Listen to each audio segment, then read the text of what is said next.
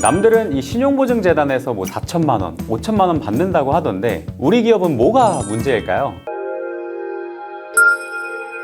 안녕하세요. 비즈니스 헬퍼 조 팀장입니다. 사업하시는 분들의 최대 고민이 바로 이 자금 조달 부분인데요. 대출 승인 후기를 좀 찾아보면 뭐 다른 곳들은 3천만 원이다, 4천만 원이다 이렇게 승인 났다라는 글들을 볼 텐데 왜 우리 기업은 떨어지는지 이 힘 빠지는 상황을 좀 겪어보신 분들이라면 많이 공감하실 겁니다. 그래서 오늘은 이 신용보증재단 대출을 좀 준비하시는 대표님들께 놓치면 손해볼 3가지 꿀팁을 좀 알려드릴게요.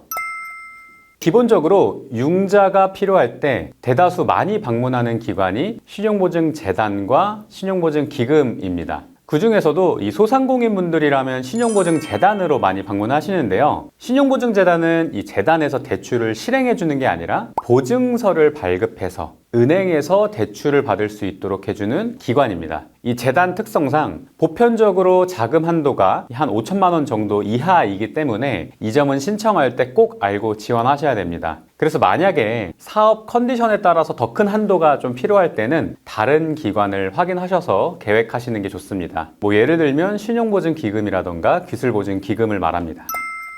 그렇다면 신용보증재단 대출 신청할 때 무엇을 준비해야 좋을까요? 첫 번째로는 신용점수와 연체, 그리고 대출 내역을 확인하셔야 됩니다. 신용보증재단에서 한도가 낮게 측정되는 기업은 기본적으로 이 3가지에 해당이 되는데요. 첫 번째로 나이스 기준으로 신용점수가 740점 이하인지, 두 번째로 압류, 가압류, 세금 체납이나 연체가 있는지, 세 번째 매출 대비했을 때 기대출이 많은지. 만약에 앞서 말씀드린 사항에 좀 해당이 된다면 방문 전에 유선 상담을 먼저 해보는 걸 좀 추천드립니다. 그리고 두 번째로는요, 이 재단에서 좋아하는 조건에 부합되는지 확인하셔야 됩니다. 그래서 먼저 업력이 5년 이상 되는지, 두 번째로 사업장에 임차 보증금이 한 1,000만 원 정도 이상 갖고 있는지, 또 세 번째로는 이 살고 있는 거주지를 1년 이상 거주를 했고 또 매매 계약이라서 좀 담보가 가능한지, 그리고 네 번째로 카드론이나 캐피탈 2개 이하 현금 서비스가 30만 원 미만인지. 만약에 이 앞서 말씀드린 4가지 사항에 좀 부합이 되는 사업자라면 한도가 조금 더 좋게 승인될 수 있습니다. 물론 이 조건이 안 된다고 해서 자금 신청이 떨어지는 건 아니니까요. 확인 잘 해보세요. 마지막 3번째로는 방문 상담할 때 답변을 준비해 가야 됩니다.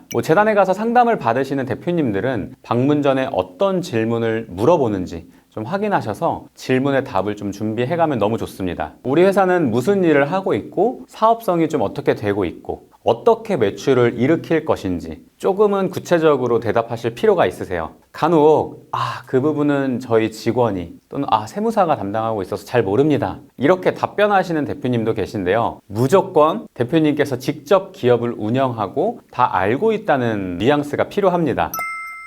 이 기업을 운영하다 보면 신경 써야 할 정보들이 너무나 많죠. 정부 지원 사업은 계속 쏟아지는데 매번 공문을 확인할 수도 없는 거고, 또 뒤늦게 소식을 알고 지원하면 이미 끝났거나 신청에서 떨어지곤 합니다. 그래서 이런 걸 좀 막기 위해서 정보를 교환할 수 있는 커뮤니티를 잘 활용하는 것도 좀 추천드립니다. 오늘의 영상을 통해서 신용보증재단 준비 과정에 조금이나마 준비가 되셨기를 좀 바라고요. 다음 영상에서도 더 좋은 정보를 알려드리도록 하겠습니다. 감사합니다.